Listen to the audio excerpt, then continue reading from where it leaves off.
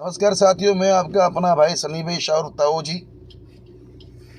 आज कोई संगठन का मुखिया और किसी संगठन का प्रचारक, ये सब बात इस टॉपिक से बिल्कुल अलग।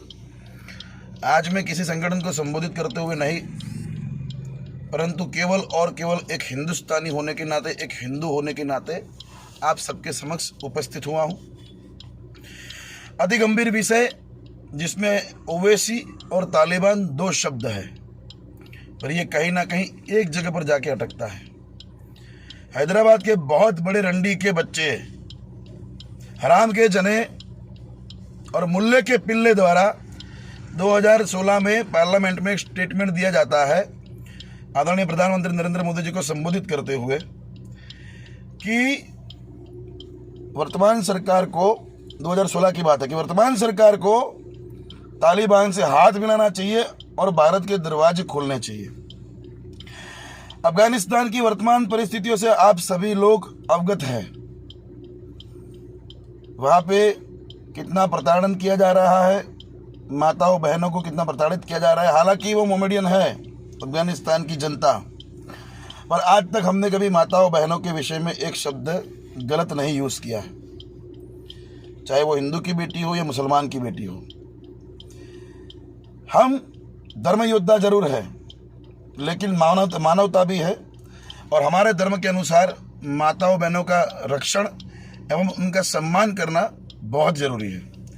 साथियों, ओवैसी ने 15-16 में ये कहा था कि तालिबान के लिए भारत में एंट्री होनी चाहिए, दरवाजे खोल देने चाहिए।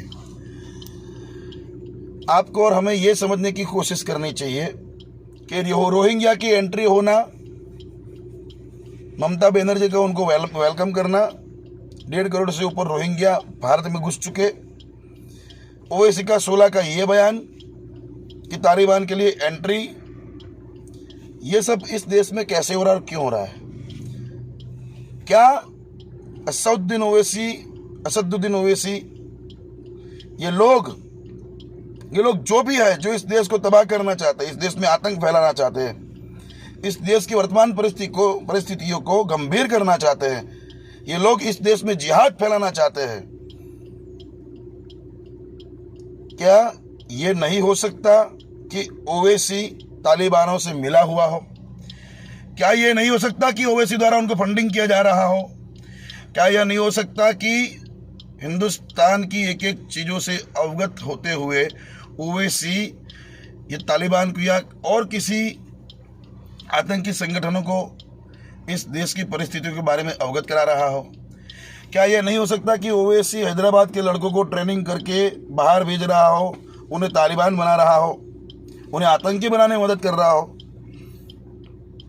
ये एक बहुत ही गंभीर विषय है, और अंत में मैं सीधा टारगेट करते हुए असदुद्दीन ओवैसी, ये ओवैसी ब्रदर्स जो भी है, इन हराम के जनों को, इन रंडी के पुत्रों को कहना चाहूँगा कि तुम्हारे पिछवाड़े में गुदा नहीं है। रंडी के बच्चों, मैंने तुम्हें 67 टाइम कॉल किया आज तक। 2 बार कॉल उठे थे मेरे 2019 में, उसके बाद भड़वे तूने मेरे कॉल लेना बंद कर दिया, मुझे ब्लॉक कर दिया। मेरा यही नंबर 8160871973, इसी नंबर से तेरी माँ चूदने के लिए 2 बार मेरे कॉल तूने उठाए थे, उसके बाद तूने मेरे कॉल नहीं उठाए। अगर तेरे में इतनी हिम्मत नहीं है तो क्यों इतनी बड़ी बड़ी बातें करता है स्टेज पे आके? मियाँ, हमारे कौम, तुझे कौम बोलना नहीं आता? तू इस देश के अंदर आतंकवाद को बढ़ावा देना चाहता है, तेरे मंसूबे हिंदुस्तान के बच्चे को पता चल गए हैं। तो रंडी के बीच सुन, ये देश सनातन संस्कृति पे चलता है, ये देश सनातन काल से चलता आ रहा है, और सनातन धर्म की स्थापना खुद ईश्वर ने की है। तुम जैसे चूतियों ने नहीं, ये तुम्हारा पैगंबर है, जो भी था, ये अल्लाह लुल्ला फल्ला में, ये चूतियों में मानते नहीं है। दूसरी बात, तुम लोग 1400 साल पहले की पैदाइश हो, और हमारा धर्म, हमारा जो ये देश है वो सदियों से चलता आ रहा है। किसी को इसके बारे में ज़्यादा पता नहीं है, कि तुमको खुद को नहीं पता है कि तुम्हारे धर्म में तुम्हारा अंत कब है, हमें पता है। तो ये ओपन चैलेंज ये ओवैसी ब्रदर्स के लिए कि तुम्हारे पिछवाड़े में दम हो रंडी के बच्चों, तो कॉल कर लो मुझे, नंबर अब भी वही है 8160871973, या फिर हमें बुला लो, पर अपनी उल्टी मैया मत चुदवाओ। और हिंदू के बेटो सतर्क हो जाओ, हिंदू की बेटियों सतर्क हो जाओ। ये मुल्ले ये तुमको तबाह करना चाहते हैं, ये इस देश को तबाह करना चाहते हैं। बाकी रही बात तालिबान और आतंकवाद की, इस देश का बच्चा बच्चा इस देश के लिए लड़ने को तैयार है। हर हर महादेव, जय मां भारती, जय श्री राम।